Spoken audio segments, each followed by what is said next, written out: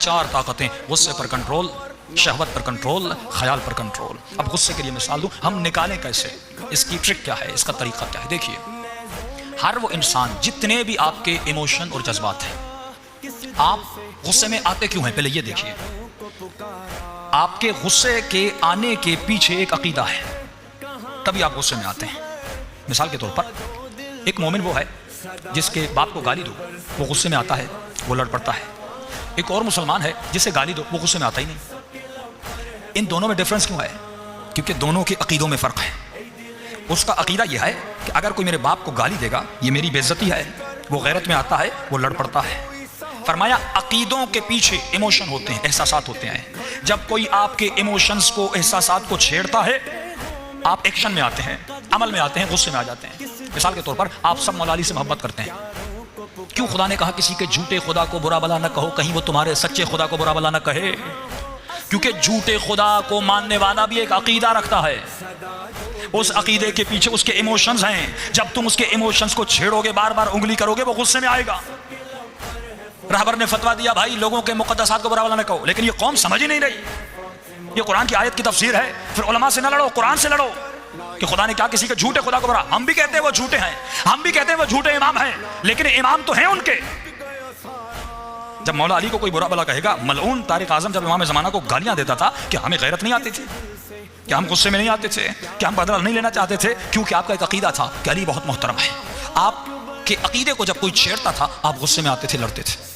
इसी तरह उनके भी अकीदे हैं, उनके जहन में भी है कि हमारे इमाम बहुत मोहतरम है। जब आप उनके अकीदों को छेड़ते हैं, वो एक्शन में आते हैं, और एक्शन के नतीजे में झगड़ा होता है, कौमें मर जाती हैं। अब इमाम फरमाते हैं, अगर अपने गुस्से को ख़त्म करना चाहते हो तो अपने अकीदे को बदलो। अकीदा बदलेगा, इमोशन बदलेंगे, इमोशन बदलेंगे, एक्शन बदलेगा। हाँ, हमारे एक उस्ताद है, मिसाल दूँ, उनका नाम है उस्मान, बहुत बुजुर्ग हैं, 70 ईयर्स ओल्ड। उनको शिया बनाया हमारे उस्ताद के उस्ताद ने, क़िबला मोहम्मद बाक़िर नजफ़ी साहब, जो तहरीक जाफरिया के साबिक़ा ग़ालिबन सदर भी रह चुके। इन्होंने उनको शिया बनाया। फरमा, ये साहब जब शिया बने, अब नाम भी उस्मान है। जब हमने कहा कि भाई आप नाम क्यों नहीं बदल रहे, अक्सर लोग जब शिया होते हैं तो मौला अली का या कोई अहले बैत का नाम रखते हैं, तो इन्होंने कहा मैं मुकम्मल बदल गया। मैंने कहा एक चीज़ तो पुरानी रहूँ अपने अंदर, हर चीज़ मैंने बदली, लेकिन मैंने कहा मुझे याद तो रहे कि किसी ज़माने में मैं क्या था और आज क्या हूँ, अपने कल को याद रखना चाहता हूँ। तो इनका जब उस मजहब में थे तो इनका अकीदा अलग था। क़िबला मोहम्मद बाक़िर नजफ़ी साहब कहते हैं, जब मैं इनको समझाने लगता था, फितक की बात आती थी, जनाब ज़हरा के दरवाजे पर आग गिराने की बात आती थी, और कातिलों की बात होती थी, फरमाया ये इतने गुस्से में आ जाते थे, सामने गिलास होता था, गिलास दे मारते थे, प्लेट होती थी, प्लेट मारते थे। उस वक्त अकीदा अलग था।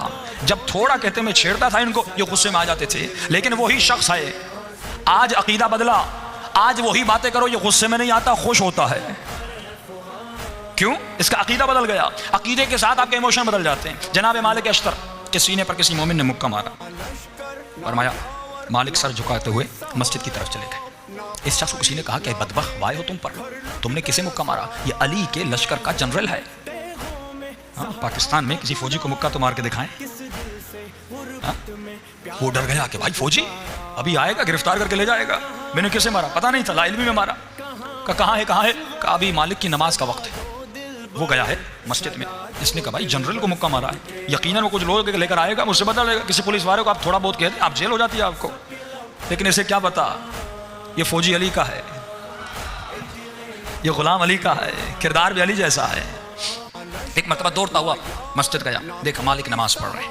फरमाया मालिक की नमाज खत्म हुई, ये आगे बढ़ा कि मालिक को कहे मालिक माफ़ करिएगा, मैं आपको जानता नहीं था। ये है दुगनी पॉलिसी, यानी पता चला कि मालिक का ओहदा क्या है, माफ़ी।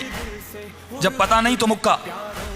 ये मुनाफिक इंसान है, मुनाफिक की निशानी है कि हमें पता चले कि फलां साहब से मुझे कुछ मिलेगा, अस्सलाम वालेकुम क़िबला साहब कैसी तबीयत है, खैरियत से हैं, लेकिन पता चले इससे कुछ मिलने वाला नहीं, हमें सलाम भी नहीं करना। सलाम अलैकुम यानी मिलने जुलने में भी मुनाफिकत, किसी को सलाम करने में मुनाफिकत।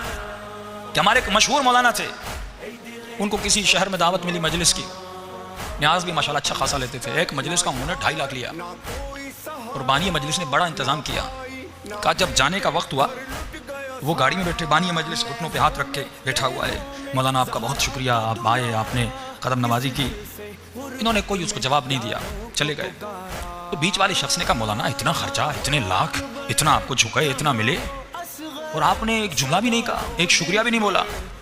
इन्होंने कहा कि इन्होंने मुझे मेरी खातिर नहीं बुलाया, मेरे नाम की खातिर बुलाया है, क्योंकि मेरा नाम मशहूर हो गया, नाम निकल आया, ये नाम की खातिर बुला रहे हैं। फरमाया मैं वही था, पहले भी आता था, ये मुझे दावत नहीं देते थे, मैं इन सबको जानता हूँ, ये नाम के पुजारी हैं, जब नाम निकल आता ही लोग पीछे लगते हैं। फरमाया तब मजलिस यही में पहले पढ़ता था, लेकिन बुलाने वाला कोई नहीं था। तो फरमाया जो नाम के पीछे चलता है उसका एहतराम मैं भी कभी नहीं करता।